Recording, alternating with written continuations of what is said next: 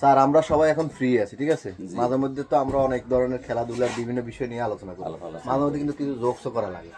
আপনার একটা জোকস আমার মনে পড়লো, সৌদি আরব নিয়ে আমরা একটা জোকস বলছিলেন, এটা কি একটু আবার বলুন তো। সৌদি আরব উদ্দেশ্যে একজন লোক ভিক্ষা করত, মানে বাংলাদেশি লোক? হ্যাঁ, বাংলাদেশি লোক সৌদি আরবের কথা বলে। তো তখনকার ছিল এক বড় নারিকেলের মালা, ওই মালাটা হাতে করে বলতো যে সৌদি আরবের জন্য আপনারা কিছু টাকা পয়সা যে যা দেন মানুষ এখানে এগুলো দেন।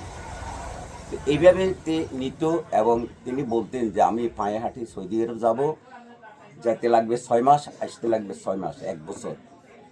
তো একটা লোক বলল সৌদি আরবের জন্য আমি একটা মানত করেছিলাম, আপনি আসুন ওই জিনিসগুলো নিয়ে নেন। তার বাড়িতে নিল, তার বাড়ি তোরাগঞ্জের পূর্ব পাশে, পোড়াবাড়ির জলিল। তো সে বলল আমি সৌদি আরবের জন্য 1 বোঝা খ্যার, যেটা খড় বলে, আমরা বলি খ্যার, যে খ্যার মানত করছি, আপনি খ্যারগুলো নিতে হবে, কারণ সৌদি আরবে ওঁট আছে, ওঁটের জন্য। ওই লোকটা এমন বিপদে পড়লে এখন দায়িত্বও পারে না, থাকতেও পারে না।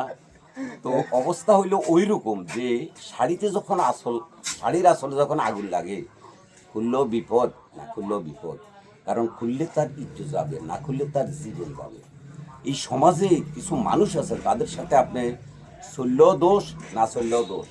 এই জন্য সতর্কভাবে চলতে হয়। ধন্যবাদ সবাইকে। ধন্যবাদ।